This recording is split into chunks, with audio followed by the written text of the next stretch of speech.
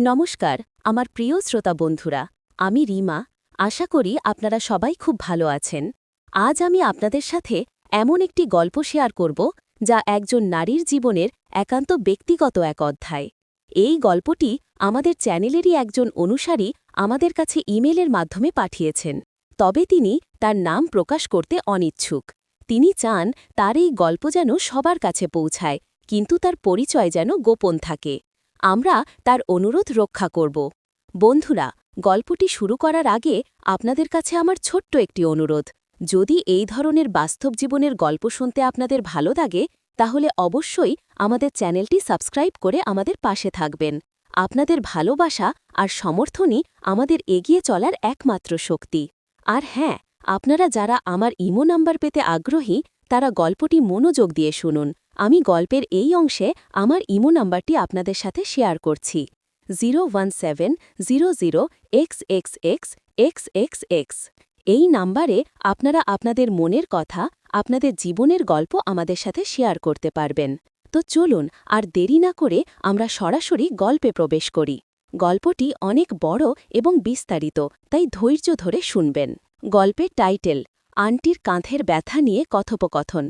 কিভাবে একটি সাধারণ শারীরিক সমস্যা নিয়ে কথা বলতে বলতেই তৈরি হল এক অসাধারণ ইমোশনাল অ্যাফেয়ার। আমার নাম রিফাত। এখন তো আমি একজন প্রতিষ্ঠিত মানুষ, শহরে আমার নিজের বাড়ি, গাড়ি সব আছে। কিন্তু আমার জীবনের একটা অধ্যায় ছিল যখন আমি খুব সাধারণ একটা ছেলে ছিলাম। গ্রামের বাড়ি থেকে এসেছিলাম ঢাকায়, পড়াশোনা আর চাকরির সন্ধানে। তখন বিশ্ববিদ্যালয়ে ভর্তি হয়েছি সবে। ঢাকায় এক ছোট মেসে থাকতাম। মেস মানেও ঠিক মেস না, একজন আন্টির বাড়িতে একটা রুম ভাড়া নিয়েছিলাম। আন্টির নাম ছিল শোভা। তখন তার বয়স আন্দাজ 40-এর কোঠায় হবে।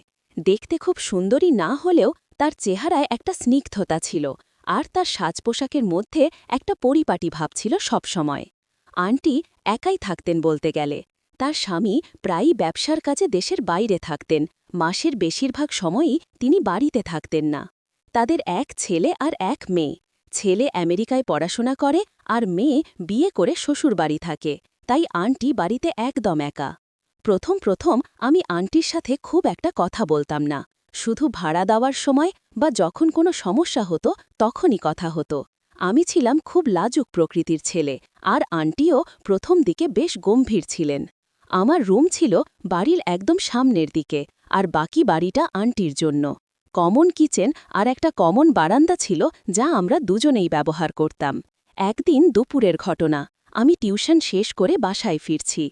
দেখি আন্টি বারান্দায় দাঁড়িয়ে আছেন। তার মুখে কেমন যেন একটা ক্লান্তির ছাপ। আমাকে দেখে আলতো করে হাসলেন।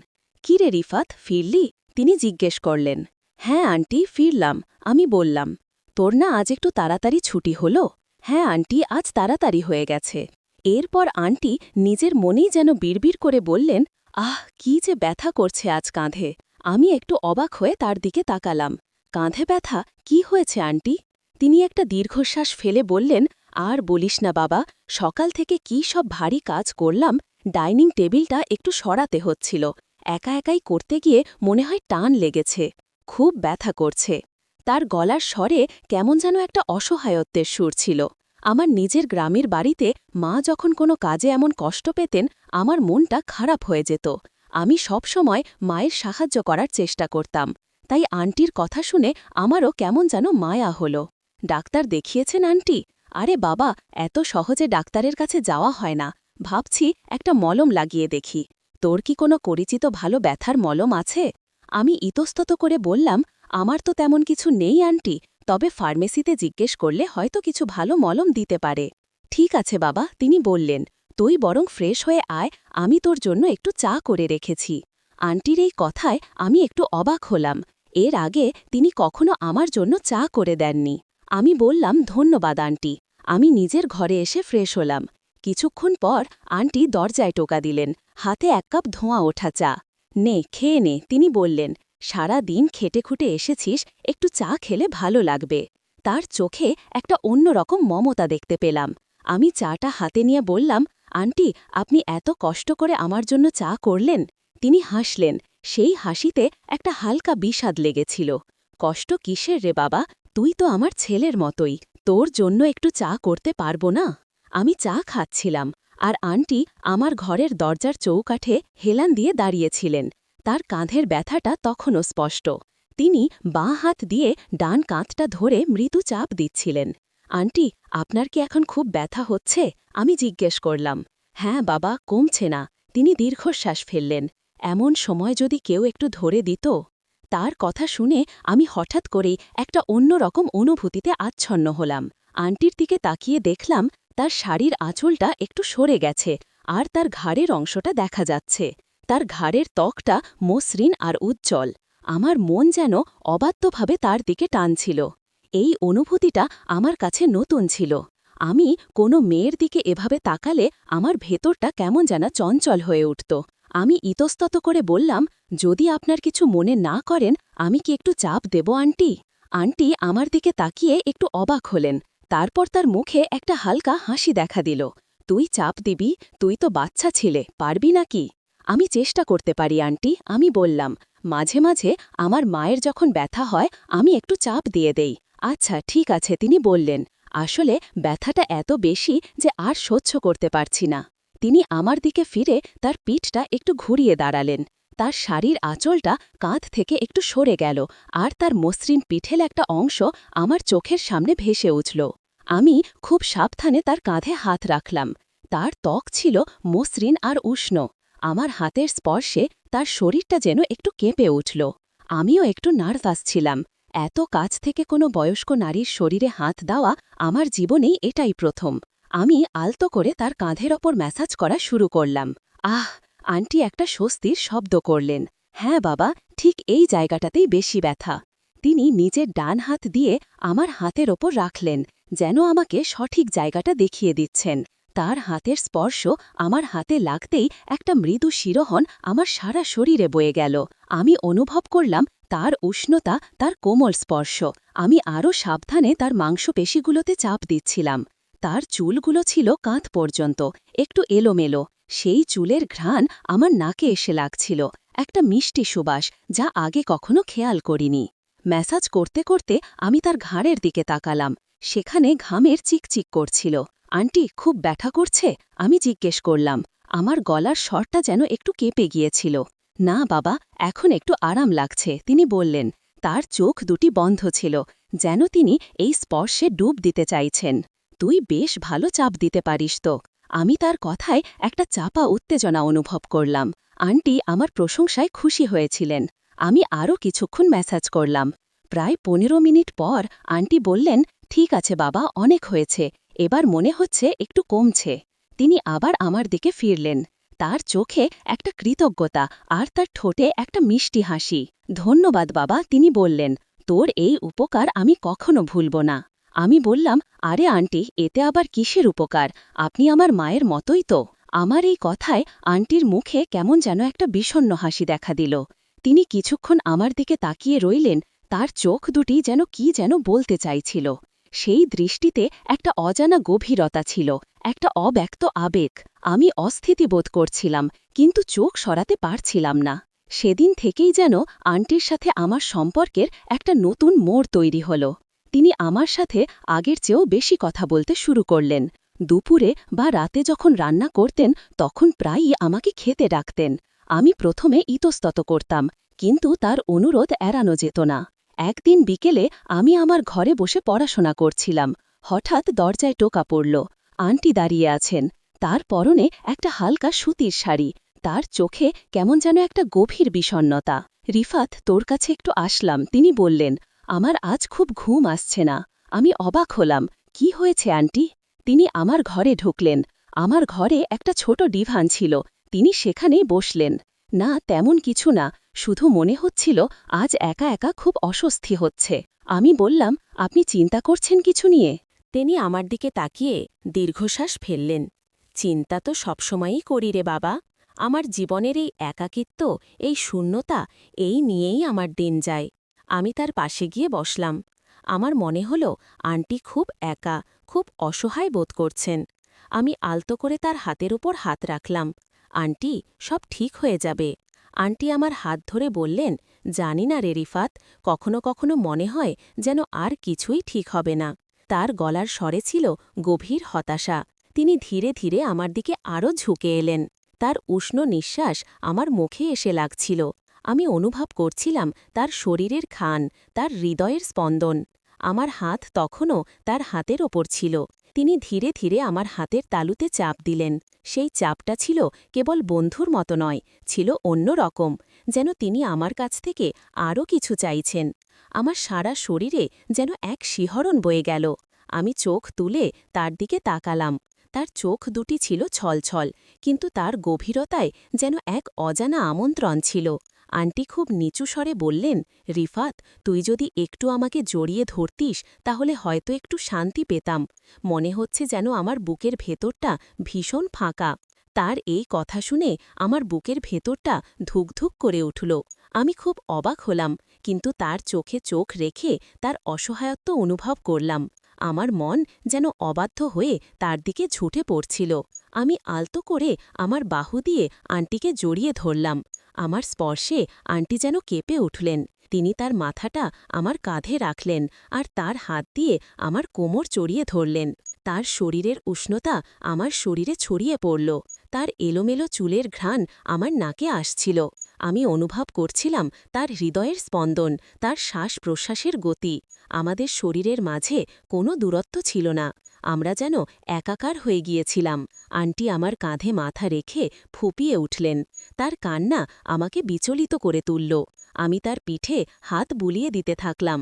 আন্টি, কাঁদবেন না, সব ঠিক হয়ে যাবে। তিনি বললেন, রিফাত, তুই আমার কাছে না থাকলে আমি জানি না কি করতাম। তোর এই উপস্থিতি, তোর এই স্পর্শ আমাকে যেন বাঁচিয়ে রেখেছে।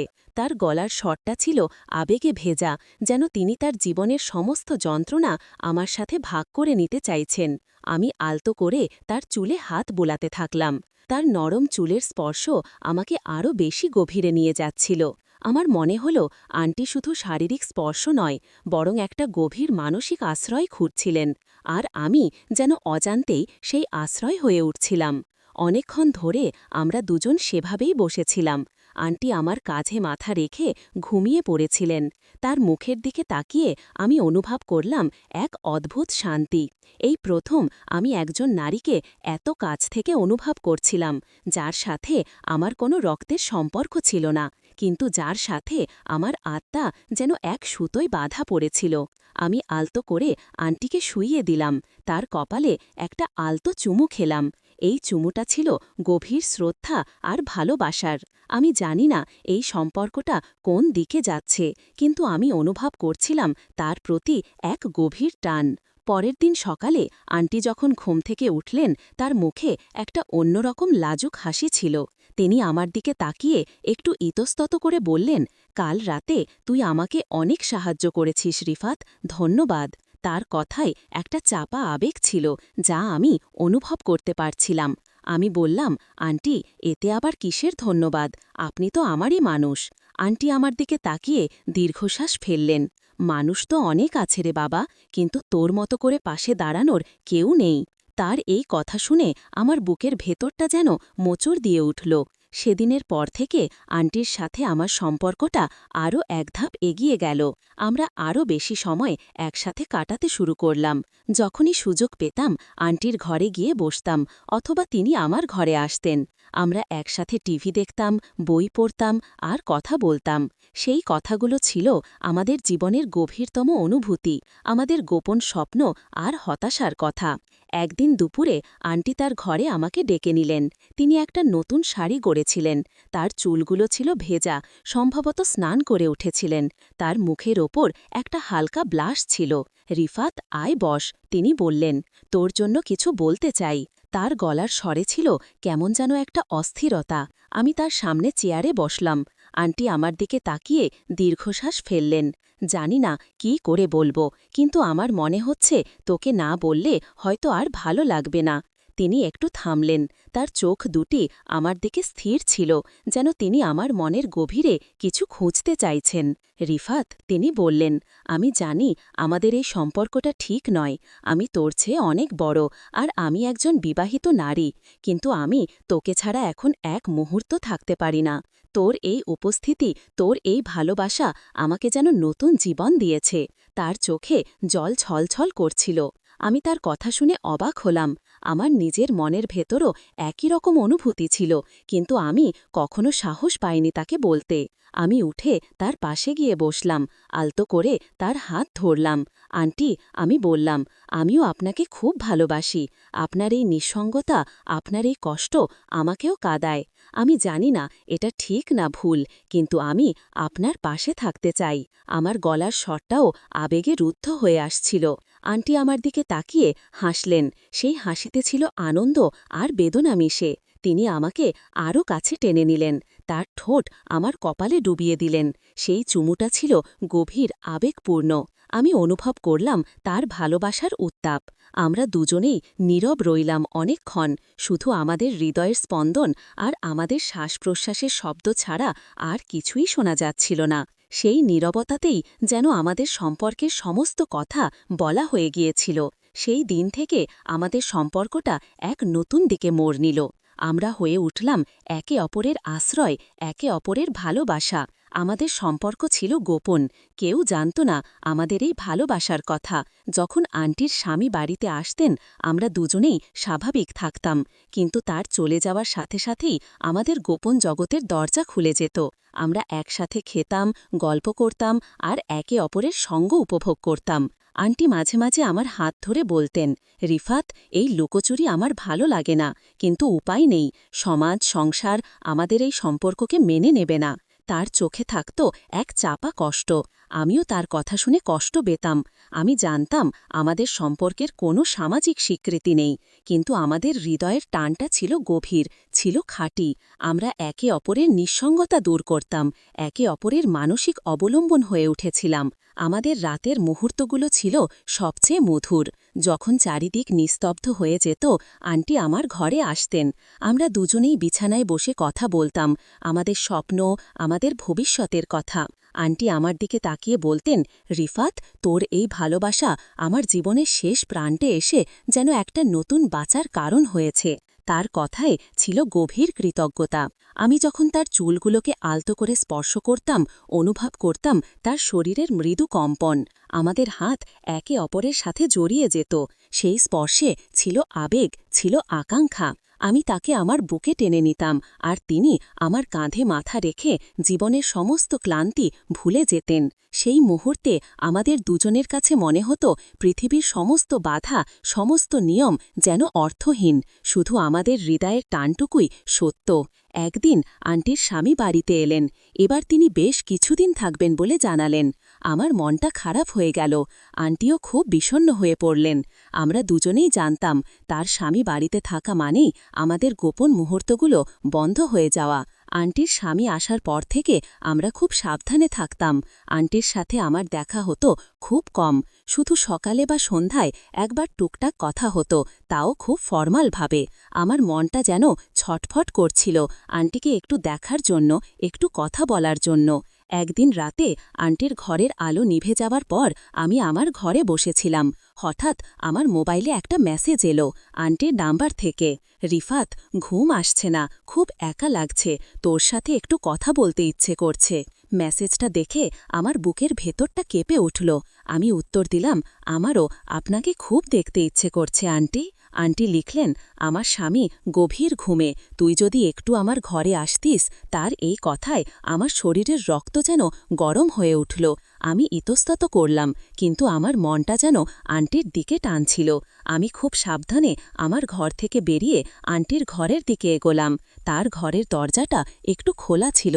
আমি আলতো করে ভেতরে ঢুকলাম। আন্টি বিছানায় বসেছিলেন, তার চোখ দুটি আমার দিকে স্থির ছিল। আমি তার পাশে গিয়ে বসলাম। আন্টি আমার হাত ধরে বললেন, রিফাত, আমি তোকে ছাড়া থাকতে পারছি না, তোর এই অনুপস্থিতি আমাকে ভীষণ কষ্ট দিচ্ছে। তার চোখ থেকে জল গড়িয়ে পড়ছিল। আমি তাকে আমার বুকে টেনে নিলাম। তিনি আমার কাঁধে মাথা রাখলেন। তার শরীরের উষ্ণতা আমাকে মাতাল করে তুলল। আমরা দুজনেই যেন এক অন্য জগতে হারিয়ে গিয়েছিলাম। সেই মুহূর্তে আমাদের দুজনের কাছে পৃথিবীর সমস্ত নিয়ম, সমস্ত ভয় অর্থহীন মনে হচ্ছিল। শুধু আমাদের হৃদয়ের টানটুকুই সত্য। আমরা দুজনেই জানতাম এই সম্পর্কটা অবৈধ, এই সম্পর্কটা লুকানো, কিন্তু আমাদের হৃদয়ের গভীর আবেগটাকে আমরা অস্বীকার করতে পারছিলাম না। প্রিয় শ্রোতা বন্ধুরা, গল্পটি কিন্তু এখানেই শেষ নয়। শোভা আন্টি এবং রিফাতের এই নিষিদ্ধ ভালোবাসার পরিণতি কি হয়েছিল? তাদের সম্পর্ক কি শেষ পর্যন্ত প্রকাশ পেয়েছিল? সমাজের চোখে তাদের ভাগ্যে কি জুটেছিল? তাদের এই গোপন ভালোবাসার ভবিষ্যৎ কি? এই সমস্ত প্রশ্নের উত্তর জানতে হলে আমাদের সাথেই থাকুন। আপনারা যদি এই গল্পটি শুনে আনন্দ পেয়ে থাকেন, তাহলে অবশ্যই আমাদের চ্যানেলটি সাবস্ক্রাইব করুন এবং আমাদের তার কণ্ঠে এক ধরনের আবেগ ছিল যা আমার হৃদয়কে ছুঁয়ে যাচ্ছিল। আমি তাকে বুকে জড়িয়ে ধরলাম। তার শরীরের উষ্ণতা আমার সারা শরীরে ছড়িয়ে পড়ছিল। আমি তার মাথায় আলতো করে চুমু খেলাম। তিনি চোখ বুজেছিলেন। তার নিঃশ্বাস দ্রুত হয়ে যাচ্ছিল। আমরা দুজনেই বুঝতে পারছিলাম আমাদের সম্পর্কটা এক অন্যরকম মোড় নিয়েছে। এই সম্পর্কটা ছিল নিষিদ্ধ, কিন্তু আমাদের কাছে ছিল খুব মূল্যবান। আমরা একে অপরের কাছে যেন এক আশ্রয় হয়ে উঠেছিলাম, এক এমন আশ্রয় যা সমাজের চোখে পাপ, কিন্তু আমাদের কাছে ছিল এক অদ্ভুত মুক্তি। লকডাউনের দিনগুলি এভাবেই কাটছিল। আমাদের গোপন প্রেম যেন আরও বেশি করে গভীরে যাচ্ছিল। প্রতিটা দিন, প্রতিটা রাত আমরা একে অপরের কাছে ছুটে যেতাম। তার শরীরের গন্ধ, তার হাতের স্পর্শ আমার কাছে নেশার মতো হয়ে গিয়েছিল। আমি তাকে ছাড়া এক মুহূর্ত থাকতে পারতাম না, আর সেও আমাকে ছাড়া থাকতে পারত না। আমরা দুজনেই যেন একে অপরের গভীরে ডুব দিয়েছিলাম। এই সম্পর্কের কোনো ভবিষ্যৎ ছিল না, কোনো সামাজিক স্বীকৃতি ছিল না, কিন্তু সেই মুহূর্তে আমাদের কাছে সেটাই ছিল সব। লকডাউন ধীরে ধীরে শিথিল হতে শুরু করল। মানুষজন আবার স্বাভাবিক জীবনে ফিরতে শুরু করল। আমার অফিসের কাজ আবার শুরু হল। রিনা আন্টির স্বামীও এখন প্রায়ই বাড়িতে থাকতে শুরু করলেন। আমাদের দেখা হওয়াটা আরও কঠিন হয়ে উঠল। আমাদের সেই গোপন জগৎটা যেন ধীরে ধীরে ছোট হয়ে আসছিল। আমি বুঝতে পারছিলাম এই সম্পর্কের পরিণতি কি হবে, কিন্তু আমি তাকে ছাড়তে পারছিলাম না, আর সেও আমাকে ছাড়তে পারছিল না। আমরা দুজনেই এক অনিশ্চিত ভবিষ্যতের দিকে এগিয়ে যাচ্ছিলাম। এই গল্পের পরিণতি কি হবে তা আজও আমি জানি না। আপনারা যদি গল্পটি শুনে আনন্দ পান, তাহলে আমাদের সাথেই থাকুন এবং আমাদের চ্যানেল সাবস্ক্রাইব করুন। লকডাউন সম্পূর্ণভাবে উঠে যেতেই যেন আমাদের গোপন পৃথিবীটা আরও বেশি করে সংকুচিত হয়ে পড়ল। রাহুল নামের আমি সেই সময়টাতে নিজেকে যেন এক গোলক দাধায় বন্দী অনুভব করছিলাম। দিনের আলোয় রিনা আন্টি আমার কাছে পাশের বাড়ির সাধারণ আন্টি, আর রাতের অন্ধকারে তিনি হয়ে উঠতেন আমার সবচেয়ে প্রিয় মানুষ, আমার সব একাকিত্বের সঙ্গী। এই দ্বৈত জীবন যাপন করাটা এক অদ্ভুত কষ্টদায়ক অনুভূতি নিয়ে আসছিল। বুকের ভেতরটা সব সময় ভয়ে কাঁটা হয়ে থাকত, কখন কে জেনে যায়, কখন সব ফাঁস হয়ে যায়। কিন্তু সেই ভয় আর উত্তেজনা মিলিয়ে এক অন্যরকম নেশা তৈরি হয়েছিল, যে নেশা থেকে আমি বেরোতে পারছিলাম না। রিনা আন্টির স্বামী এখন নিয়মিত অফিস করেন, আর তার বেশিরভাগ দিনই তিনি বাড়িতে থাকেন। ফলে আমাদের দেখা করাটা এখন প্রায় অসম্ভব হয়ে দাঁড়িয়েছে। ছাদেও এখন তেমন যাওয়া হয় না, কারণ তিনি সারাদিন বাড়িতে থাকলে রিনা আন্টিও ছাদে ওঠার সাহস পান না। আমাদের সেই পুরনো যোগাযোগ মাধ্যমগুলো যেন একে একে বন্ধ হয়ে যাচ্ছিল। আমি ছাদের পাঁচিলের ওপার থেকে তার বারান্দার দিকে তাকিয়ে থাকতাম, আর আমার মনটা ছটপট করত শুধু তাকে এক ঝলক দেখার জন্য। মাঝে মাঝে, হয়তো খুব ভোরে বা গভীর রাতে, তিনি তার বারান্দায় আসতেন, আর আমাদের চোখাচোখি হতো। সেই নীরব চাহনিতেই যেন হাজারো কথা বলা হয়ে যেত। তার চোখে আমি একই কষ্ট, একই লঙ্গিং দেখতাম, যা আমার নিজের ভেতরেও ছিল। আমার নিজেরও অফিসে নিয়মিত যাওয়া শুরু হয়ে গেছে। সকাল থেকে রাত পর্যন্ত কাজের চাপ। বন্ধুদের সাথে আড্ডায় ফিরেছি, রেস্তোরাঁয় যাওয়া শুরু করেছি, কিন্তু আমার মনের একটা অংশ যেন এখনও রিনা আন্টির কাছেই বন্দী হয়ে আছে। অফিসের কাজের ফাঁকেও আমার মনটা পড়ে থাকত তার কাছে। তিনি কেমন আছেন, তিনি কি আমার কথা ভাবছেন, এই প্রশ্নগুলো আমাকে সবসময় তাড়া করে বেড়াত। আমার মনে হতো যেন আমি দুটো ভিন্ন জীবনে বাস করছি, একটি বাস্তব জগৎ যেখানে আমি একজন সাধারণ যুবক, আর অন্যটি এক গোপন জগৎ যেখানে আমি রিনা আন্টির প্রেমিক। একদিন বিকেলে অফিস থেকে ফেরার পথে দেখি রিনা আন্টি বাজার করে ফিরছেন। তার হাতে দুটো বাজারের ব্যাগ, বেশ ভারী মনে হচ্ছিল। তিনি আমাকে দেখে একটু ইতস্তত করলেন, তারপর মৃদু হাসলেন। তার হাসিটা ছিল যেন হাজারো কথার এক নীরব প্রকাশ। আমি দ্রুত তার কাছে গেলাম। আন্টি, দিন আমি ধরে দিচ্ছি। তিনি একটু আপত্তি করলেন। না না বাবা, তুমি কেন কষ্ট করবে? কিন্তু আমি তার হাত থেকে ব্যাগ দুটো নিয়ে নিলাম। তার হাতের উষ্ণতা আবার আমার মনে শিহরণ জাগিয়ে তুলল। আমরা পাশাপাশি হেঁটে তার বাড়ির দিকে যাচ্ছিলাম। এই পথটুকু আমাদের কাছে যেন এক অন্যরকম ভ্রমণ ছিল। কোনো কথা নেই, শুধু নীরবতা। কিন্তু সেই নীরবতাতেই যেন আমাদের মনের হাজারো অব্যক্ত কথা একে অপরের কাছে পৌঁছে যাচ্ছিল। তার চোখ দুটো ছিল ছলছল, আর তার ঠোঁটে একটা চাপা হাসি। মনে হচ্ছিল যেন এই সামান্য সময়ের দেখা হওয়াটাই তার কাছে অনেক বড় কিছু। তার বাড়ির দরজার সামনে পৌঁছে আমি ব্যাগগুলো নামিয়ে রাখলাম। তিনি আমার দিকে তাকালেন, তার চোখে এক ধরনের কৃতজ্ঞতা আর ভালোবাসা ছিল। অনেক ধন্যবাদ রাহুল। তার কণ্ঠস্বরটা ছিল নরম আর মিষ্টি। আমি তার দিকে তাকিয়ে বললাম, আন্টি, আপনার জন্য সব করতে পারি। আমার এই কথা শুনে তার মুখে একটা বিষণ্ণ হাসি খেলে গেল। তিনি কিছু বললেন না, শুধু আমার দিকে তাকিয়ে রইলেন। আমি তার হাতটা আলতো করে ধরলাম। তার হাতের স্পর্শ আমার মনে এক অন্যরকম অনুভূতি এনে দিল। মনে হলো যেন আমরা সময়ের বাইরে চলে গেছি, এই মুহূর্তে শুধু আমরা দুজনই আছি। তিনি দ্রুত তার হাতটা সরিয়ে নিলেন, কারণ তার স্বামী হয়তো যে কোনো মুহূর্তে চলে আসতে পারে। আমি বুঝতে পারছিলাম এই সম্পর্কের রিস্ক কতটুকু, কিন্তু সেই রিস্কটাই যেন আমাকে আরও বেশি করে তার দিকে টানছিল। সেই রাতে আমার ঘুম আসছিল না। আমার মনে হচ্ছিল যেন আমি এক অদ্ভুত জালে ফেসে গেছি। আমি জানি এই সম্পর্কটা ভুল, সমাজের চোখে এটা ঘোর অন্যায়, কিন্তু আমার মন তাকে ছাড়তে রাজি ছিল না। রিনা আন্টিকে ছাড়া আমার জীবনটা যেন পানসে মনে হচ্ছিল। তার সাথে কাটানো প্রতিটা মুহূর্ত, তার প্রতিটি স্পর্শ আমার কাছে ছিল এক অমূল্য সম্পদ। আমি জানি না এই সম্পর্কের শেষ কোথায়, কিন্তু সেই মুহূর্তে আমি শুধু তাকেই চেয়েছিলাম। কয়েকদিন পর আমাদের এলাকায় একটা ছোটখাটো পূজা হচ্ছিল। লকডাউনের পরে প্রথম কোনো সামাজিক অনুষ্ঠান। সবাই খুব উৎসুক ছিল। আমরাও সপরিবারে সেখানে গিয়েছিলাম। রিনা আন্টিও তার স্বামীর সাথে এসেছিলেন। দূর থেকে তাকে দেখে আমার বুকের ভেতরটা ধুকপুক করে উঠল। তিনি একটা গাঢ় লাল রঙের শাড়ি পরেছিলেন, আর তার চুলগুলো খোলা ছিল। তাকে খুব সুন্দর লাগছিল। তার পাশে তার স্বামী ছিলেন, যিনি সবার সাথে গল্পগুজব করছিলেন। আমি তার দিকে আর চোখে তাকিয়েছিলাম। তিনি একবার আমার দিকে তাকালেন, তারপর দ্রুত চোখ ফিরিয়ে নিলেন। তার চোখে এক ধরনের গোপন বার্তা ছিল, যা শুধু আমি বুঝতে পারছিলাম। আমাদের মধ্যে যেন একটা অদ্ভুত টান কাজ করছিল। পূজার ভিড়ের মধ্যে সবার চোখের আড়ালে আমাদের চোখাচোখিটা যেন এক অন্যরকম কথোপকথন তৈরি করছিল। আমি তার দিকে তাকিয়ে হালকা হাসলাম, আর তিনিও মৃদু হাসলেন।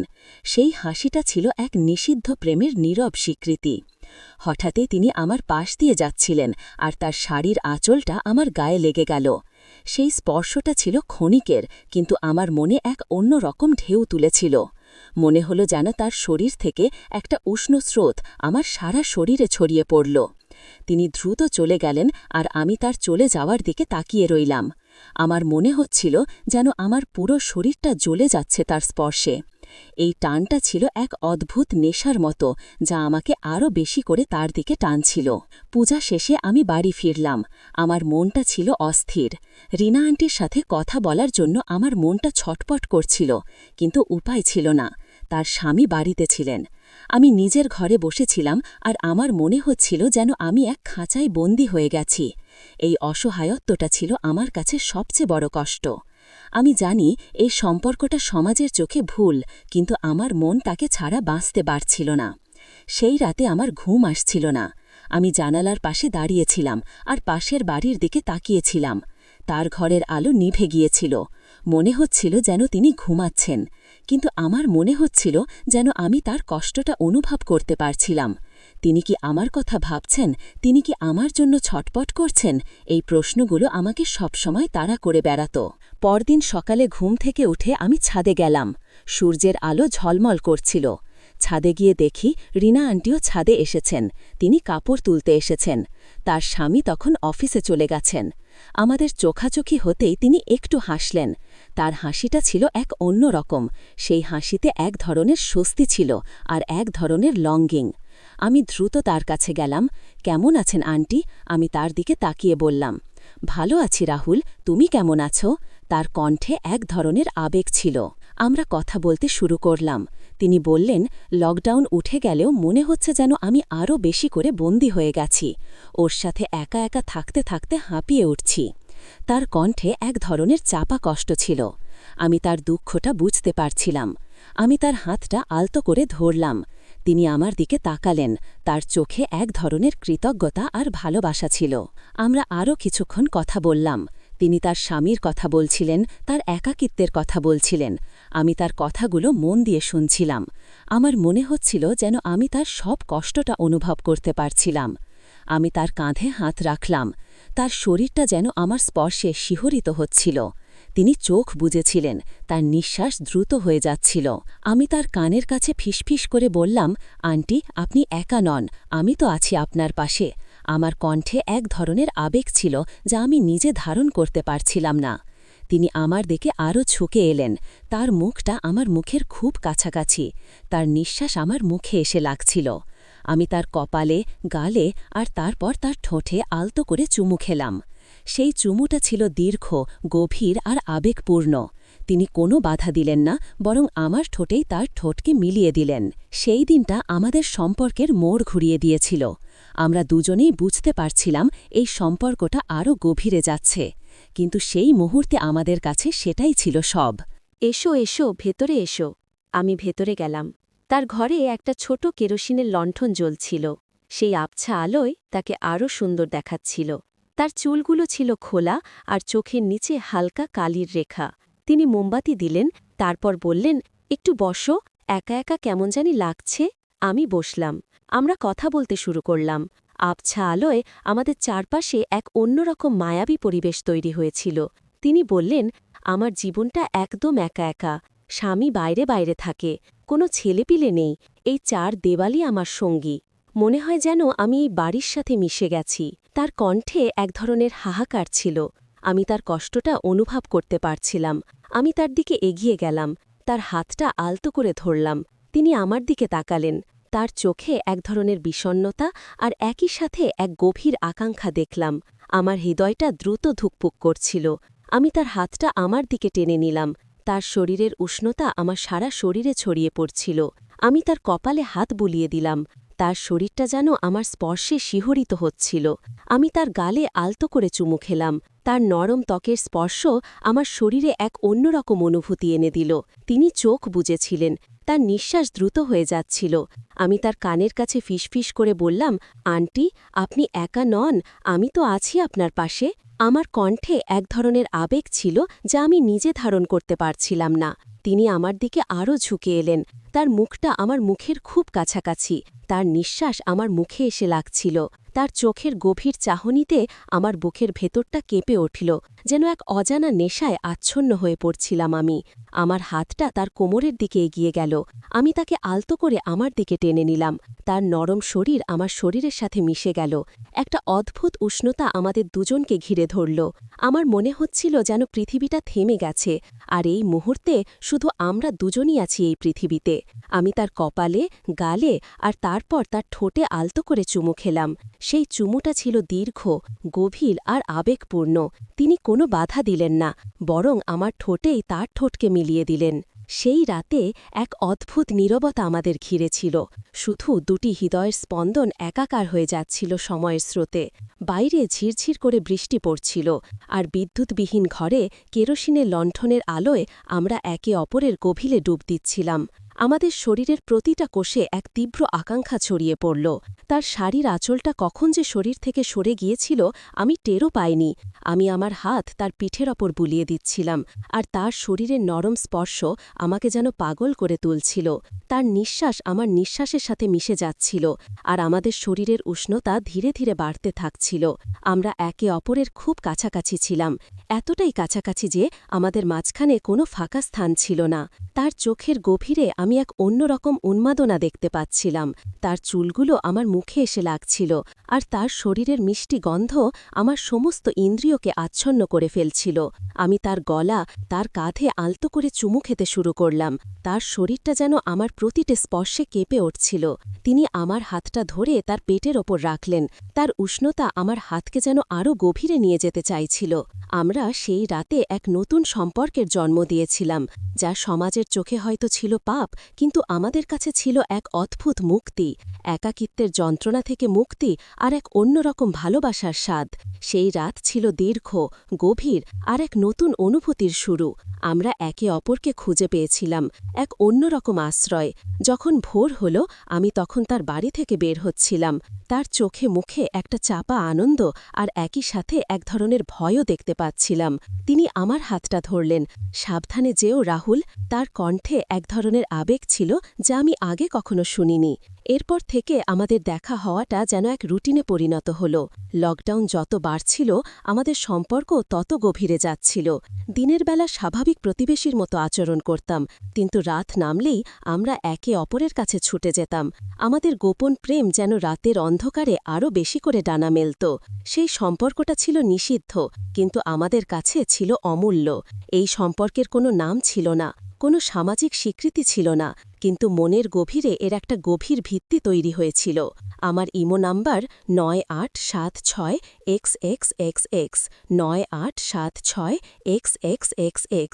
যারা আমার সাথে ব্যক্তিগতভাবে কথা বলতে চান, তারা এই নাম্বারে মেসেজ করবেন।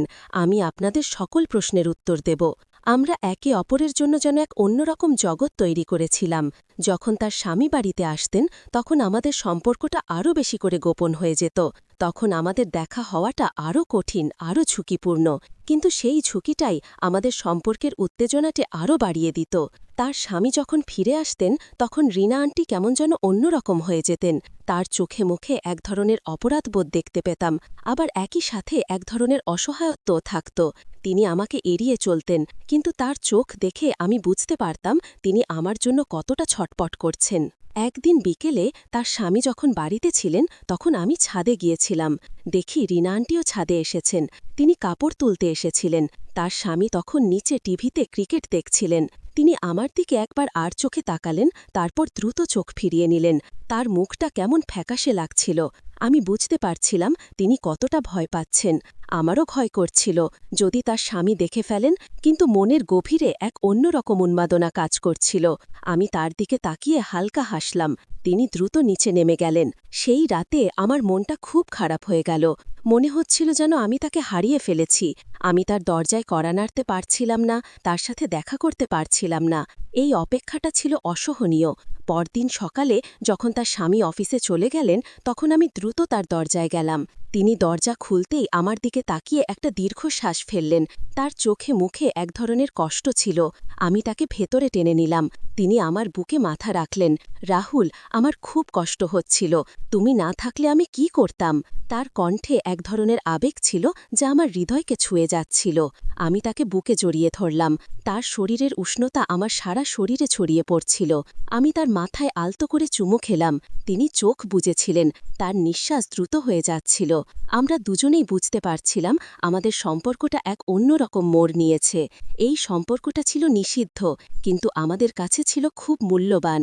আমরা একে অপরের কাছে যেন এক আশ্রয় হয়ে উঠেছিলাম, এক এমন আশ্রয় যা সমাজের চোখে পাপ, কিন্তু আমাদের কাছে এক অদ্ভুত মুক্তি। লকডাউনের দিনগুলি এভাবেই কাটছিল। আমাদের গোপন প্রেম যেন আরও বেশি করে গভীরে যাচ্ছিল। প্রতিটা দিন, প্রতিটা রাত আমরা একে অপরের কাছে ছুটে যেতাম। তার শরীরের গন্ধ, তার হাতের স্পর্শ আমার কাছে নেশার মতো হয়ে গিয়েছিল। আমি তাকে ছাড়া এক মুহূর্তও থাকতে পারতাম না, আর সেও আমাকে ছাড়া থাকতে পারত না। আমরা দুজনেই যেন একে অপরের গভীরে ডুব দিয়েছিলাম। এই সম্পর্কের কোনো ভবিষ্যৎ ছিল না, কোনো সামাজিক স্বীকৃতি ছিল না, কিন্তু সেই মুহূর্তে আমাদের কাছে সেটাই সব। লকডাউন ধীরে ধীরে শিথিল হতে শুরু করল। মানুষজন আবার স্বাভাবিক জীবনে ফিরতে শুরু করল। আমার অফিসের কাজ আবার শুরু হলো। রিনা আন্টির স্বামীও এখন প্রায়ই বাড়িতে থাকতে শুরু করলেন। আমাদের দেখা হওয়াটা আরও কঠিন হয়ে উঠল। আমাদের সেই গোপন জগৎটা যেন ধীরে ধীরে ছোট হয়ে আসছিল। আমি বুঝতে পারছিলাম এই সম্পর্কের পরিণতি কি হবে, কিন্তু আমি তাকে ছাড়তে পারছিলাম না, আর সেও আমাকে ছাড়তে পারছিল না। আমরা দুজনেই এক অনিশ্চিত ভবিষ্যতের দিকে এগিয়ে যাচ্ছিলাম। এই গল্পের পরিণতি কি হবে তা আজও আমি জানি না। আপনারা যদি গল্পটি শুনে আনন্দ পান তাহলে আমাদের সাথেই থাকুন এবং আমাদের চ্যানেল সাবস্ক্রাইব করুন। 3 স্টার। লকডাউন সম্পূর্ণভাবে উঠে যেতেই যেন আমাদের গোপন পৃথিবীটা আরও বেশি করে সংকুচিত হয়ে পড়ল। রাহুল নামের আমি সেই সময়টাতে নিজেকে যেন এক গোলকদাধায় বন্দি অনুভব করছিলাম। দিনের আলোয় রিনা আন্টি আমার কাছে পাশের বাড়ির সাধারণ আন্টি, আর রাতের অন্ধকারে তিনি হয়ে উঠতেন আমার সবচেয়ে প্রিয় মানুষ, আমার সব একাকিত্বের সঙ্গী। এই দ্বৈত জীবন যাপন করাটা এক অদ্ভুত কষ্টদায়ক অনুভূতি নিয়ে আসছিল। বুকের ভেতরটা সবসময় ভয়ে কাটা হয়ে থাকত। কখন কে জেনে যায়, কখন সব ফাঁস হয়ে যায়। কিন্তু সেই ভয় আর উত্তেজনা মিলিয়ে এক অন্যরকম নেশা তৈরি হয়েছিল, যে নেশা থেকে আমি বেরোতে পারছিলাম না। রিনা আন্টির স্বামী এখন নিয়মিত অফিস করেন, আর তার বেশিরভাগ দিনই তিনি বাড়িতে থাকেন। ফলে আমাদের দেখা করাটা এখন প্রায় অসম্ভব হয়ে দাঁড়িয়েছে। ছাদেও এখন তেমন যাওয়া হয় না, কারণ তিনি সারা দিন বাড়িতে থাকলে রিনা আন্টিও ছাদে ওঠার সাহস পান না। আমাদের সেই পুরনো যোগাযোগ মাধ্যমগুলো যেন একে একে বন্ধ হয়ে যাচ্ছিল। আমি ছাদের পাঁচিলের ওপার থেকে তার বারান্দার দিকে তাকিয়ে থাকতাম, আর আমার মনটা ছটপট করত শুধু তাকে এক ঝলক দেখার জন্য। মাঝে মাঝে হয়তো খুব ভোরে বা গভীর রাতে তিনি তার বারান্দায় আসতেন, আর আমাদের চোখাচোখি হতো। সেই নীরব চাহনিতেই যেন হাজারো কথা বলা হয়ে যেত। তার চোখে আমি একই কষ্ট, একই লঙ্গিং দেখতাম, যা আমার নিজের ভেতরেও ছিল। আমার নিজেরও অফিসে নিয়মিত যাওয়া শুরু হয়ে গেছে। সকাল থেকে রাত পর্যন্ত কাজের চাপ। বন্ধুদের সাথে আড্ডায় ফিরেছি, রেস্তোরাঁয় যাওয়া শুরু করেছি, কিন্তু আমার মনের একটা অংশ যেন এখনও রিনা আন্টির কাছেই বন্দী হয়ে আছে। অফিসের কাজের ফাঁকেও আমার মনটা পড়ে থাকত তার কাছে। তিনি কেমন আছেন, তিনি কি আমার কথা ভাবছেন, এই প্রশ্নগুলো আমাকে সবসময় তাড়া করে বেড়াত। আমার মনে হতো যেন আমি দুটি ভিন্ন জীবনে বাস করছি। একটি বাস্তব জগৎ যেখানে আমি একজন সাধারণ যুবক, আর অন্যটি এক গোপন জগৎ যেখানে আমি রিনা আন্টির প্রেমিক। একদিন বিকালে অফিস থেকে ফেরার পথে দেখি রিনা আন্টি বাজার করে ফিরছেন। তার হাতে দুটো বাজারের ব্যাগ, বেশ ভারী মনে হচ্ছিল। তিনি আমাকে দেখে একটু ইতস্তত করলেন, তারপর মৃদু হাসলেন। তার হাসিটা ছিল যেন হাজারো কথার এক নীরব প্রকাশ। আমি দ্রুত তার কাছে গেলাম। আন্টি, দিন আমি ধোয়ে দিচ্ছি। তিনি একটু অপতি করলেন, না না বাবা, তুমি কেন কষ্ট করবে। কিন্তু আমি তার হাত থেকে ব্যাগ দুটো নিয়ে নিলাম। তার হাতের উষ্ণতা আবার আমার মনে শিহরণ জাগিয়ে তুলল। আমরা পাশাপাশি হেঁটে তার বাড়ির দিকে যাচ্ছিলাম। এই পথটুকু আমাদের কাছে যেন এক অন্যরকম ভ্রমণ ছিল। কোনো কথা নেই, শুধু নীরবতা। কিন্তু সেই নীরবতাতেই যেন আমাদের মনের হাজারো অব্যক্ত কথা একে অপরের কাছে পৌঁছে যাচ্ছিল। তার চোখ দুটো ছিল ছলছল, আর তার ঠোঁটে একটা চাপা হাসি। মনে হচ্ছিল যেন এই সামান্য সময়ের দেখা হওয়াটাই তার কাছে অনেক বড় কিছু। তার বাড়ির দরজার সামনে পৌঁছে আমি ব্যাগগুলো নামিয়ে রাখলাম। তিনি আমার দিকে তাকালেন। তার চোখে এক ধরনের কৃতজ্ঞতা আর ভালোবাসা ছিল। অনেক ধন্যবাদ রাহুল। তার কণ্ঠস্বরটা ছিল নরম আর মিষ্টি। আমি তার দিকে তাকিয়ে বললাম, আন্টি, আপনার জন্য সব করতে পারি। আমার এই কথা শুনে তার মুখে একটা বিষণ্ণ হাসি খেলে গেল। তিনি কিছু বললেন না, শুধু আমার দিকে তাকিয়ে রইলেন। আমি তার হাতটা আলতো করে ধরলাম। তার হাতের স্পর্শ আমার মনে এক অন্যরকম অনুভূতি এনে দিল। মনে হলো যেন আমরা সময়ের বাইরে চলে গেছি। এই মুহূর্তে শুধু আমরা দুজনই আছি। তিনি দ্রুত তার হাতটা সরিয়ে নিলেন, কারণ তার স্বামী হয়তো যে কোনো মুহূর্তে চলে আসতে পারে। আমি বুঝতে পারলাম এই সম্পর্কের ঝুঁকি কতটুকু, কিন্তু সেই ঝুঁকিটাই যেন আমাকে আরও বেশি করে তার দিকে টানছিল। সেই রাতে আমার ঘুম আসছিল না। আমার মনে হচ্ছিল যেন আমি এক অদৃশ্য জালে ফেসে গেছি। আমি জানি এই সম্পর্কটা ভুল, সমাজের চোখে এটা ঘোর অন্যায়, কিন্তু আমার মন তাকে ছাড়তে রাজি ছিল না। রিনা আন্টিকে ছাড়া আমার জীবনটা যেন পানসে মনে হচ্ছিল। তার সাথে কাটানো প্রতিটা মুহূর্ত, তার প্রতিটি স্পর্শ আমার কাছে ছিল এক অমূল্য সম্পদ। আমি জানি না এই সম্পর্কের শেষ কোথায়, কিন্তু সেই মুহূর্তে আমি শুধু তাকেই চেয়েছিলাম। কয়েকদিন পর আমাদের এলাকায় একটা ছোটখাটো পূজা হচ্ছিল। লকডাউনের পরে প্রথম কোনো সামাজিক অনুষ্ঠান। সবাই খুব উৎসুক ছিল। আমরাও সপরিবারে সেখানে গিয়েছিলাম। রিনা আন্টিও তার স্বামীর সাথে এসেছিলেন। দূর থেকে তাকে দেখে আমার বুকের ভেতরটা ধুকপুক করে উঠিল। তিনি একটা গাঢ় লাল রঙের শাড়ি পরেছিলেন, আর তার চুলগুলো খোলা ছিল। তাকে খুব সুন্দর লাগছিল। তার পাশে তার স্বামী ছিলেন, যিনি সবার সাথে গল্পগুজব করছিলেন। আমি তার দিকে আর চোখে তাকিয়েছিলাম। তিনি একবার আমার দিকে তাকালেন, তারপর দ্রুত চোখ ফিরিয়ে নিলেন। তার চোখে এক ধরনের গোপন বার্তা ছিল, যা শুধু আমিই বুঝতে পারছিলাম। আমাদের মধ্যে যেন একটা অদৃশ্য টান কাজ করছিল। পূজার ভিড়ের মধ্যে সবার চোখের আড়ালে আমাদের চোখাচোখিটা যেন এক অন্যরকম কথোপকথন তৈরি করছিল। আমি তার দিকে তাকিয়ে হালকা হাসলাম, আর তিনিও মৃদু হাসলেন। সেই হাসিটা ছিল এক নিষিদ্ধ প্রেমের নীরব স্বীকৃতি। হঠাৎই তিনি আমার পাশ দিয়ে যাচ্ছিলেন, আর তার শাড়ির আঁচলটা আমার গায়ে লেগে গেল। সেই স্পর্শটা ছিল ক্ষণিকের, কিন্তু আমার মনে এক অন্যরকম ঢেউ তুলেছিল। মনে হলো যেন তার শরীর থেকে একটা উষ্ণ স্রোত আমার সারা শরীরে ছড়িয়ে পড়ল। তিনি দ্রুত চলে গেলেন, আর আমি তার চলে যাওয়ার দিকে তাকিয়ে রইলাম। আমার মনে হচ্ছিল যেন আমার পুরো শরীরটা জ্বলে যাচ্ছে তার স্পর্শে। এই টানটা ছিল এক অদ্ভুত নেশার মতো, যা আমাকে আরও বেশি করে তার দিকে টানছিল। পূজা শেষে আমি বাড়ি ফিরলাম। আমার মনটা ছিল অস্থির। রিনা আন্টির সাথে কথা বলার জন্য আমার মনটা ছটপট করছিল, কিন্তু উপায় ছিল না। তার স্বামী বাড়িতে ছিলেন। আমি নিজের ঘরে বসেছিলাম, আর আমার মনে হচ্ছিল যেন আমি এক খাঁচায় বন্দী হয়ে গেছি। এই অসহায়ত্বটাই ছিল আমার কাছে সবচেয়ে বড় কষ্ট। আমি জানি এই সম্পর্কটা সমাজের চোখে ভুল, কিন্তু আমার মন তাকে ছাড়তে বাঁচতে পারছিল না। সেই রাতে আমার ঘুম আসছিল না। আমি জানালার পাশে দাঁড়িয়েছিলাম, আর পাশের বাড়ির দিকে তাকিয়েছিলাম। তার ঘরের আলো নিভে গিয়েছিল। মনে হচ্ছিল যেন তিনি ঘুমাচ্ছেন, কিন্তু আমার মনে হচ্ছিল যেন আমি তার কষ্টটা অনুভব করতে পারছিলাম। তিনি কি আমার কথা ভাবছেন? তিনি কি আমার জন্য ছটপট করছেন? এই প্রশ্নগুলো আমাকে সব সময় তাড়া করে বেড়াত। পরদিন সকালে ঘুম থেকে উঠে আমি ছাদে গেলাম। সূর্যের আলো ঝলমল করছিল। ছাদে গিয়ে দেখি রিনা আন্টিও ছাদে এসেছেন। তিনি কাপড় তুলতে এসেছেন। তার স্বামী তখন অফিসে চলে গেছেন। আমাদের চোখাচোখি হতেই তিনি একটু হাসলেন। তার হাসিটা ছিল এক অন্য রকম। সেই হাসিতে এক ধরনের স্বস্তি ছিল, আর এক ধরনের লঙ্গিং। আমি দ্রুত তার কাছে গেলাম। কেমন আছেন আন্টি? আমি তার দিকে তাকিয়ে বললাম। ভালো আছি রাহুল, তুমি কেমন আছো? তার কণ্ঠে এক ধরনের আবেগ ছিল। আমরা কথা বলতে শুরু করলাম।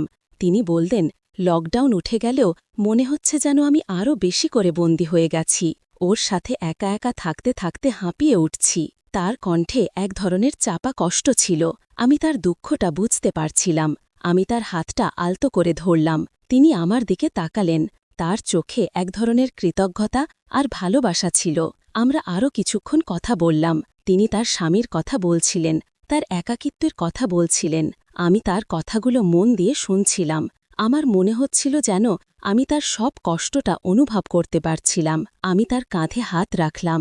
তার শরীরটা যেন আমার স্পর্শে শিহরিত হচ্ছিল। তিনি চোখ বুজেছিলেন। তার নিঃশ্বাস দ্রুত হয়ে যাচ্ছিল।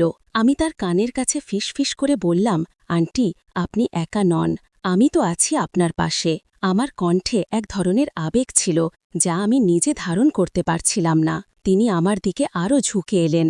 তার মুখটা আমার মুখের খুব কাছাকাছি। তার নিঃশ্বাস আমার মুখে এসে লাগছিল। আমি তার কপালে, গালে আর তারপর তার ঠোঁটে আলতো করে চুমু খেলাম। সেই চুমিটা ছিল দীর্ঘ, গভীর আর আবেগপূর্ণ। তিনি কোনো বাধা দিলেন না, বরং আমার ঠোঁটেই তার ঠোঁটকে মিলিয়ে দিলেন। সেই দিনটা ছিল আমাদের জন্য এক নতুন শুরু। লকডাউন শেষ হলেও আমাদের মধ্যকার সম্পর্ক আরও গভীর হচ্ছিল। আমরা ছাদের নির্জন কোণে বা কখনো তার বারান্দার আড়ালে মুহূর্তের জন্য হলেও একে অপরের সান্নিধ্য খুঁজতাম। প্রতিটা গোপন সাক্ষাৎ যেন আমাদের সম্পর্কের বাঁধনকে আরও মজবুত করে তুলছিল। তার স্বামীর উপস্থিতি আমাদের জন্য এক অদৃশ্য প্রাচীর তৈরি করেছিল বটে, কিন্তু সেই প্রাচীর ভেদ করে একে অপরের কাছে আসার আকাঙ্ক্ষাটা যেন আরও তীব্র হয়ে উঠছিল। দিনের বেলায় যখন তার স্বামী বাড়িতে থাকতেন, রিনা আন্টি তখন আমাকে এড়িয়েই চলতেন। তার চোখে মুখে আমি এক ধরনের অপরাধ বোধ দেখতে পেতাম, আবার একই সাথে এক গভীর লঙ্গিংও থাকত। আমি বুঝতে পারতাম তিনি কতটা ছটপট করছেন। আমারও ঠিক একই রকম লাগত। তাকে এক ঝলক দেখার জন্য, তার সাথে সামান্য কথা বলার জন্য আমার মনটা ছটপট করত। এই যন্ত্রণা ছিল এক মিষ্টি যন্ত্রণা, এক নিষিদ্ধ প্রেমের অবিচ্ছেদ্য অংশ। একদিন বিকেলে আমার অফিসের কাজ শেষ করে বাড়ি ফিরছিলাম। দেখি রিনা আন্টি তার বারান্দায় দাঁড়িয়ে আকাশ দেখছেন। তার মুখটা কেমন বিষণ্ণ দেখাচ্ছিল। আমি আমাদের বাড়ির গেটে দাঁড়িয়ে তার দিকে তাকিয়েছিলাম। আমাদের চোখাচোখি হতেই তিনি দ্রুত চোখ ফিরিয়ে নিলেন। তার ঠোঁটে এক মলিন হাসি ছিল, যা আমার মনকে আরও বেশি ছুঁয়ে গেল।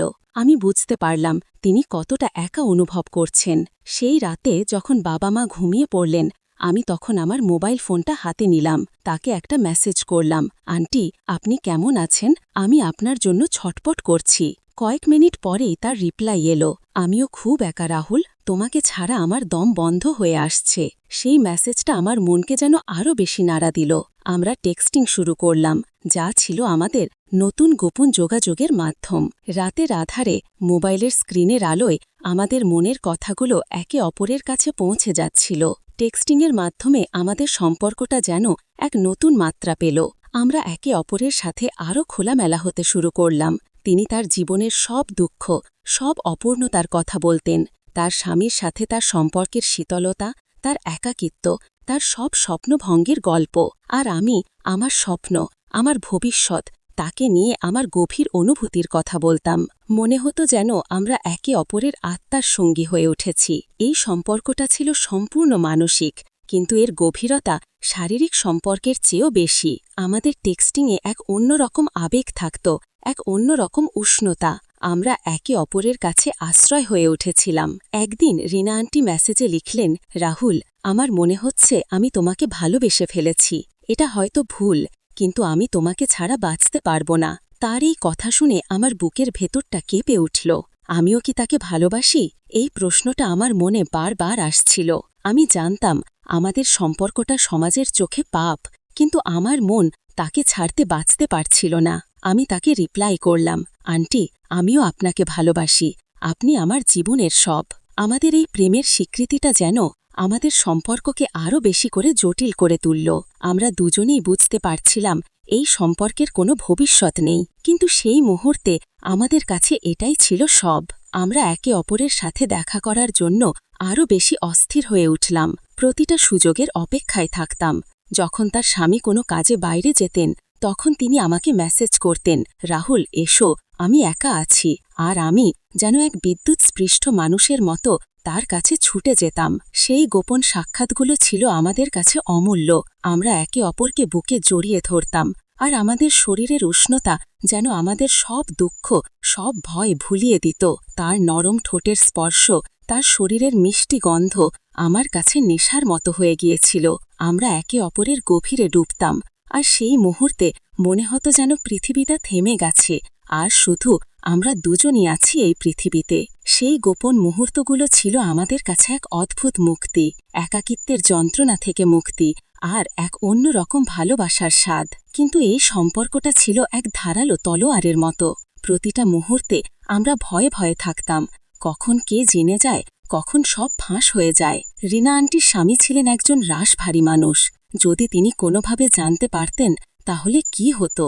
এই প্রশ্নটা আমাকে সবসময় তাড়া করে বেড়াত। আমার মনে হতো যেন আমি এক অদৃশ্য খাঁচায় বন্দী হয়ে গেছি। একদিন দুপুরে রিনা আন্টির স্বামী অফিসের কাজে বাইরে গেছিলেন। রিনা আন্টি আমাকে মেসেজ করলেন, রাহুল এসো, আমি তোমার জন্য অপেক্ষা করছি। আমি দ্রুত তার কাছে গেলাম। তিনি দরজা খুলতেই আমি তাকে জড়িয়ে ধরলাম। তার চোখে মুখে এক ধরনের লঙ্গিং ছিল, যা আমার হৃদয়কে ছুঁয়ে যাচ্ছিল। আমরা ভেতরে গেলাম। তিনি আমাকে সোফায় বসালেন। আজ তোমাকে খুব একা একা লাগছিল, তাই ডাকলাম। তার কণ্ঠে এক ধরনের আবেগ ছিল। আমরা কথা বলতে শুরু করলাম। তিনি তার জীবনের সব অপূর্ণতার কথা বলছিলেন। তার স্বামী নাকি তাকে পর্যাপ্ত সময় দেন না, তার মনের কথা বোঝেন না, তার কোনো ছেলেপিলে নেই, তাই তার জীবনটা একদম নীরস হয়ে গেছে। আমি তার কথাগুলো মন দিয়ে শুনছিলাম। আমার মনে হচ্ছিল যেন আমি তার সব কষ্টটা অনুভব করতে পারছিলাম। আমি তার হাতটা আলতো করে ধরলাম। তার হাতের স্পর্শ আমার মনে এক অন্যরকম অনুভূতি এনে দিল। হঠাৎ করেই আমার মনে এক তীব্র আকাঙ্ক্ষা জেগে উঠল। আমি তাকে আরও কাছে টেনে নিলাম। তার নরম শরীর আমার শরীরের সাথে মিশে গেল, তার নিঃশ্বাস আমার নিঃশ্বাসের সাথে মিশে যাচ্ছিল। আমি তার ঠোঁটে আলতো করে চুমু খেলাম। সেই চুমুটা ছিল দীর্ঘ, গভীর আর আবেগপূর্ণ। তিনি কোনো বাধা দিলেন না, বরং আমার ঠোঁটে তার ঠোঁটকে মিলিয়ে দিলেন। আমাদের প্রেম যেন আরও গভীর হচ্ছিল। সেই দুপুরে আমরা একে অপরের গভীরে ডুব দিলাম। তার শাড়ির আঁচলটা কখন যে শরীর থেকে সরে গিয়েছিল আমি টেরও পাইনি। আমি আমার হাত তার পিঠের ওপর বুলিয়ে দিচ্ছিলাম, আর তার শরীরের নরম স্পর্শ আমাকে যেন পাগল করে তুলছিল। তার নিঃশ্বাস আমার নিঃশ্বাসের সাথে মিশে যাচ্ছিল, আর আমাদের শরীরের উষ্ণতা ধীরে ধীরে বাড়তে থাকছিল। আমরা একে অপরের খুব কাছাকাছি ছিলাম, এতটাই কাছাকাছি যে আমাদের মাঝখানে কোনো ফাঁকা স্থান ছিল না। তার চোখের গভীরে আমি এক অন্যরকম উন্মাদনা দেখতে পাচ্ছিলাম। তার চুলগুলো আমার মুখে এসে লাগছিল, আর তার শরীরের মিষ্টি গন্ধ আমার সমস্ত ইন্দ্রিয়কে আচ্ছন্ন করে ফেলছিল। আমি তার গলা, তার কাঁধে আলতো করে চুমু খেতে শুরু করলাম। তার শরীরটা যেন আমার প্রতিটি স্পর্শে কেঁপে উঠছিল। তিনি আমার হাতটা ধরে তার পেটের উপর রাখলেন। তার উষ্ণতা আমার হাতকে যেন আরও গভীরে নিয়ে যেতে চাইছিল।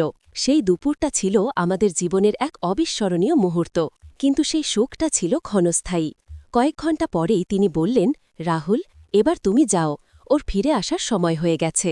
তার কণ্ঠে এক ধরনের ভয় ছিল। আমিও বুঝতে পারছিলাম। আমি তাকে বুকে জড়িয়ে ধরলাম আর তার কপালে আলতো করে চুমু খেলাম। আমি আবার আসব, আমি তাকে বললাম। তিনি মৃদু হাসলেন। সেই হাসিটা ছিল এক বিষণ্ণ হাসি। আমি তার বাড়ি থেকে বের হলাম। আমার মনে হচ্ছিল যেন আমি এক অন্য জগতে চলে এসেছি। এই সম্পর্কটা ছিল নিষিদ্ধ, কিন্তু আমার কাছে ছিল সব।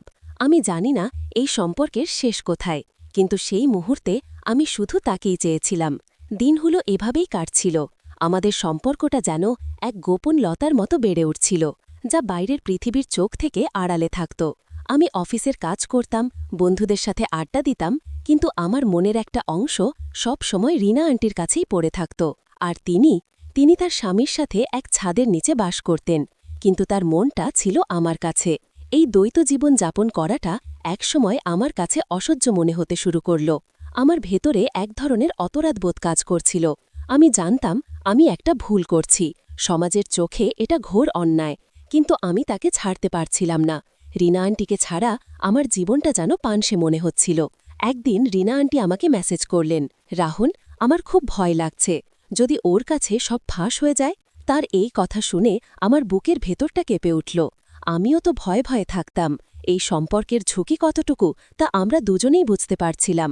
আমি তাকে রিপ্লাই করলাম, ভয় পাবেন না আন্টি, আমি তো আছি আপনার পাশে, আমরা সব সামলে নেব।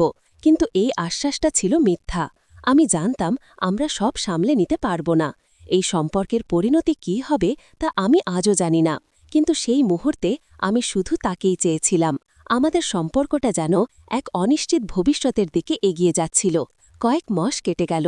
আমাদের সম্পর্কটা আরও গভীরে যাচ্ছিল। আমরা একে অপরের প্রতি আরও বেশি করে নির্ভরশীল হয়ে পড়ছিলাম। আমাদের দেখা হওয়ার সুযোগ কমে গেলেও আমাদের টেক্সটিং আর ফোন কল চলতে থাকত গভীর রাতে। সেই রাতের কথোপকথনগুলো ছিল আমাদের কাছে এক অন্যরকম আশ্রয়। আমরা একে অপরের কাছে আমাদের সব দুঃখ, সব আনন্দ, সব স্বপ্ন শেয়ার করতাম। একদিন রিনা আন্টি আমাকে বললেন, রাহুল, তুমি কি আমাকে নিয়ে পালাতে পারবে? তার এই কথা শুনে আমার বুকের ভেতরটা ধুকপুক করে উঠল। পালাতে? আমি কি সত্যি তাকে নিয়ে পালাতে পারব? আমার বাবা মা, আমার সমাজ, সব ছেড়ে কি আমি তার সাথে একটা নতুন জীবন শুরু করতে পারব? এই প্রশ্নগুলো আমাকে সব সময় তাড়া করে বেড়াত। আমি জানতাম এটা অসম্ভব। আমাদের মধ্যে বয়সের পার্থক্য ছিল, সামাজিক স্বীকৃতি ছিল না, আর আমি একজন মধ্যবিত্ত পরিবারের ছেলে। এই সম্পর্কটা সমাজের চোখে কোনো দিনই স্বীকৃতি পেত না। আমি তাকে রিপ্লাই করলাম, আন্টি, এটা সম্ভব নয়। আমরা কি পারি না এইভাবেই থাকতে, গোপনে কিন্তু মন থেকে একে অপরের সাথে? আমার এই কথা শুনে তিনি চুপ করে গেলেন। তিনি হয়তো বুঝতে পারছিলেন এটা অসম্ভব, কিন্তু তার মনটা ছিল অস্থির। তিনি জানতেন এই সম্পর্কের কোনো ভবিষ্যৎ নেই, কিন্তু তিনি তাকে ছাড়তে পারছিলেন না। সেই দিনটা আমাদের সম্পর্কের মোড় ঘুরিয়ে দিল। আমরা দুজনেই বুঝতে পারছিলাম আমাদের সম্পর্কটা এক অন্তিম পরিণতির দিকে এগিয়ে যাচ্ছে। এই সম্পর্কটা ছিল সুন্দর, কিন্তু তার পরিণতি ছিল বেদনাদায়ক। আমরা দুজনেই যেন এক অদৃশ্য জালে ফেসে গেছি, যে জাল থেকে বেরোনোর কোনো উপায় ছিল না। লকডাউনের দিনগুলি শেষ হলেও আমাদের জীবনের লকডাউন যেন আরও বেশি করে বেড়ে চলছিল। আমরা একে অপরের কাছে বন্দী, এক নিষিদ্ধ প্রেমের বন্ধনে বন্দী। এই বান্ধন থেকে মুক্তির কোনো উপায় ছিল না। একদিন রিনা আন্টির স্বামী বিদেশ সফরে গেলেন ৩ মাসের জন্য। এই খবরটা শুনে আমাদের মনে এক অন্যরকম আনন্দ হল। আমরা জানতাম এই ৩ মাস আমরা একে অপরের সাথে আরও বেশি করে সময় কাটাতে পারব। তার স্বামী চলে যাওয়ার পরেই তিনি আমাকে মেসেজ করলেন, রাহুল, এসো, আমি একা আছি। আমি যেন এক বিদ্যুৎস্পৃষ্ট মানুষের মতো তার কাছে ছুটে গেলাম। সেই ৩ মাস ছিল আমাদের জীবনের সবচেয়ে সুখের সময়। আমরা একে অপরের সাথে দিনের পর দিন, রাতের পর রাত কাটালাম।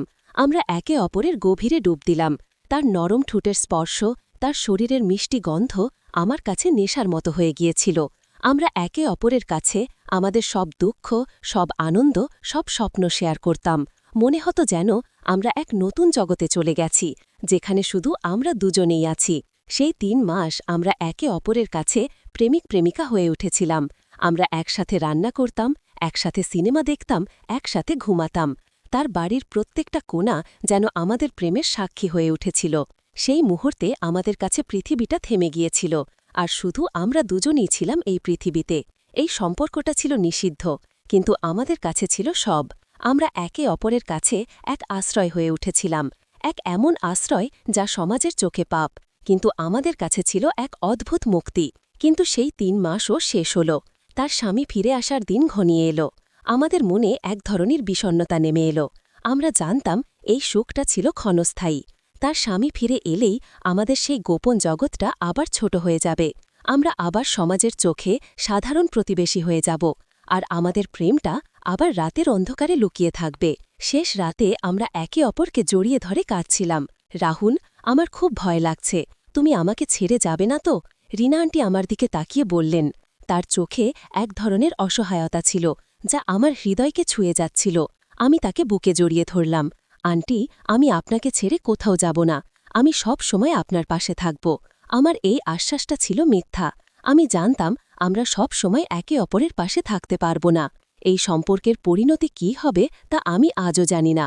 তার স্বামী ফিরে এলেন। আমাদের গোপন জগৎটা আবার ছোট হয়ে গেল।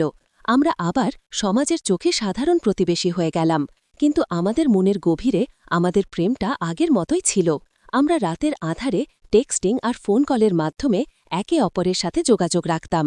সেই রাতের কথোপকথনগুলো ছিল আমাদের কাছে এক অন্যরকম আশ্রয়, কিন্তু এই সম্পর্কটা ছিল এক অদৃশ্য বাঁধনের মতো, যা আমাদের দুজনকে একসাথে বেঁধে রেখেছিল। এই বাঁধন থেকে মুক্তির কোনো উপায় ছিল না। কয়েক বছর কেটে গেল। আমি এখন একজন প্রতিষ্ঠিত যুবক। আমার অফিসের কাজ ভালো চলছে। আমার বাবা মা আমার বিয়ের জন্য পাত্রী দেখা শুরু করেছেন, কিন্তু আমার মনটা এখনও রিনা আন্টির কাছেই পড়ে আছে। আমি জানি এই সম্পর্কটা সমাজের চোখে পাপ, কিন্তু আমার মন তাকে ছাড়া বাঁচতে পারছিল না। রিনা আন্টির সাথে আমার এখন দেখা হওয়া কমে গেছে। তার স্বামী এখন আর বাইরে বাইরে থাকেন না, তিনি বাড়িতেই থাকেন। ফলে আমাদের দেখা হওয়াটা আরও কঠিন হয়ে উঠেছে। আমরা শুধু ছাদের পাঁচিলের ওপার থেকে একে অপরের দিকে তাকিয়ে থাকি। সেই নীরব চাহনিতেই যেন হাজারো কথা বলা হয়ে যায়। তার চোখে আমি একই কষ্ট, একই লঙ্গিং দেখতাম, যা আমার নিজের ভেতরেও ছিল। একদিন রিনা আন্টি আমাকে মেসেজ করলেন, রাহুল, আমি প্রেগনেন্ট। তার এই কথা শুনে আমার বুকের ভেতরটা কেঁপে উঠল। প্রেগনেন্ট? কার সন্তান? আমার নাকি তার স্বামীর? এই প্রশ্নটা আমার মনে বারবার আসছিল। আমি জানতাম এটা অসম্ভব। তার স্বামী তো এত বছর ধরে বাড়িতেই আছেন। তাহলে কিভাবে? আমি তাকে দ্রুত ফোন করলাম। আন্টি, এটা কিভাবে সম্ভব? আপনি কি নিশ্চিত? আমার কণ্ঠে এক ধরনের উদ্বেগ ছিল। তিনি কাঁদছিলেন। আমি জানি না রাহুল, আমি জানি না। তার কণ্ঠস্বরটা ছিল অস্থির। আমি দ্রুত তার কাছে গেলাম। তিনি দরজা খুলতেই আমি তাকে জড়িয়ে ধরলাম। তার চোখে মুখে এক ধরনের ভয় ছিল। আমরা ভেতরে গেলাম। তিনি আমাকে সব খুলে বললেন। গত কয়েক মাস ধরে তার স্বামীর সাথে তার শারীরিক সম্পর্ক হয়নি। তাহলে কিভাবে তিনি প্রেগনেন্ট হলেন? এই প্রশ্নটা আমাকে সব সময় তাড়া করে বেড়াত। আমার মনে এক অন্যরকম ভয় জেগে উঠল। যদি এটা আমার সন্তান হয়, তাহলে কি হবে? সমাজ কি বলবে? তার স্বামী জানতে পারলে কি হবে? এই প্রশ্নগুলো আমাকে সব সময় তাড়া করে বেড়াত। আমি জানতাম এই সম্পর্কের পরিণতি কি হবে, কিন্তু সেই মুহূর্তে আমি শুধু তাকেই চেয়েছিলাম। আমরা দুজনেই এক অনিশ্চিত ভবিষ্যতের দিকে এগিয়ে যাচ্ছিলাম। এই সম্পর্কটা ছিল নিষিদ্ধ। আমি জানতাম এটা অসম্ভব। আমি তাকে বললাম, আন্টি, আপনি এটা করবেন না। আমি সব সামলে নেব, আমি আপনার পাশে থাকব। কিন্তু তিনি আমার কথা শুনলেন না। তিনি বললেন, রাহুল, এটা সম্ভব নয়। আমি এই সন্তানটাকে রাখতে পারব না। আমি তোমাকে বিপদে ফেলতে চাই না। তার কণ্ঠে এক ধরনের দৃঢ়তা ছিল। আমি জানতাম তিনি যা বলছেন সেটাই ঠিক। এই সম্পর্কটা সমাজের চোখে কোনো দিনই স্বীকৃতি পেত না। রিনা আন্টি অ্যাবর্শন করালেন। এই খবরটা শুনে আমার মনটা খুব খারাপ হয়ে গেল। আমার মনে হচ্ছিল যেন আমি আমার সন্তানকে হারিয়ে ফেলেছি। আমার ভেতরে এক ধরনের অপরাধ বোধ কাজ করছিল। আমি জানতাম আমি একটা ভুল করছি। সমাজের চোখে এটা ঘোর অন্যায়, কিন্তু আমি তাকে ছাড়তে পারছিলাম না। রিনা আন্টিকে ছাড়া আমার জীবনটা যেন পানসে মনে হচ্ছিল। সেই দিনটা ছিল আমাদের জীবনের এক অন্তিম পরিণতি। আমরা দুজনেই বুঝতে পারছিলাম আমাদের সম্পর্কটা এক অন্তিম পরিণতির দিকে এগিয়ে যাচ্ছে। এই সম্পর্কটা ছিল সুন্দর, কিন্তু তার পরিণতি ছিল বেদনাদায়ক। আমরা দুজনেই যেন এক অদৃশ্য জালে ফেসে গেছি, যে জাল থেকে বেরোনোর কোনো উপায় ছিল না। কয়েক মাস পর রিনা আন্টি আমাকে ফোন করে বললেন, রাহুল, আমি তোমার সাথে দেখা করতে চাই, একবারের জন্য হলেও। আমি দ্রুত তার কাছে গেলাম। তিনি দরজা খুলতেই আমি তাকে জড়িয়ে ধরলাম। তার চোখে মুখে এক ধরনের কষ্ট ছিল। আমরা ভেতরে গেলাম। তিনি আমাকে সোফায় বসালেন। রাহুল, আমি তোমার সাথে আর সম্পর্ক রাখতে পারব না, এটা ভুল। তার কণ্ঠে এক ধরনের দৃঢ়তা ছিল। তার এই কথা শুনে আমার বুকের ভেতরটা কেঁপে উঠল। আমি জানতাম তিনি যা বলছেন সেটাই ঠিক। এই সম্পর্কটা সমাজের চোখে কোনো দিনই স্বীকৃতি পেত না, কিন্তু আমার মন তাকে ছাড়া রাজি ছিল না। আমি তাকে বললাম, আন্টি, আপনি এটা করবেন না। আমি আপনাকে ছাড়া বাঁচতে পারব না। তিনি কাঁদছিলেন। রাহুল, এটা সম্ভব নয়। আমরা দুজনেই ভুল করছি। আমি তোমাকে বিপদে ফেলতে চাই না। তুমি নিজের জীবন শুরু করো, বিয়ে করো, একটা সুন্দর জীবন পাও। তার কণ্ঠস্বরটা ছিল অস্থির। আমি তাকে বুকে জড়িয়ে ধরলাম। তার শরীরের উষ্ণতা আমার সারা শরীরে ছড়িয়ে পড়ছিল। আমি তার মাথায় আলতো করে চুমু খেলাম। তিনি চোখ বুজেছিলেন। তার নিঃশ্বাস দ্রুত হয়ে যাচ্ছিল। আমরা দুজনেই বুঝতে পারছিলাম আমাদের সম্পর্কটা শেষ হয়ে গেছে। সেই দিনটা ছিল আমাদের জীবনের এক অন্তিম পরিণতি। আমরা দুজনেই বুঝতে পারছিলাম আমাদের সম্পর্কটা এক অন্তিম পরিণতির দিকে এগিয়ে যাচ্ছে। এই সম্পর্কটা ছিল সুন্দর, কিন্তু তার পরিণতি ছিল বেদনাদায়ক। আমরা দুজনেই যেন এক অদৃশ্য জালে ফেসে গেছি, যে জাল থেকে বেরোনোর কোনো উপায় ছিল না। আমি তার বাড়ি থেকে বের হলাম। আমার মনে হচ্ছিল যেন আমি এক অন্য জগতে চলে এসেছি। এই সম্পর্কটা ছিল নিষিদ্ধ, কিন্তু আমার কাছে ছিল সব।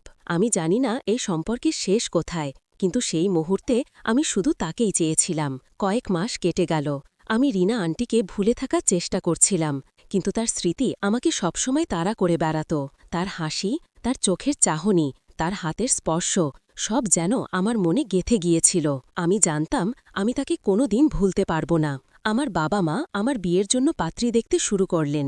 আমি বাধ্য হয়ে তাদের পছন্দমতো একটি মেয়েকে বিয়ে করলাম। আমার স্ত্রী খুব ভালো মেয়ে, সে আমাকে ভালোবাসে, কিন্তু আমার মনটা এখনও রিনা আন্টির কাছেই পড়ে আছে। আমি জানি এটা ভুল, কিন্তু আমার মন তাকে ছাড়া বাঁচতে পারছিল না। রিনা আন্টিকে আমি এখন আর দেখি না। তিনি তার স্বামীর সাথে অন্য কোথাও চলে গেছেন।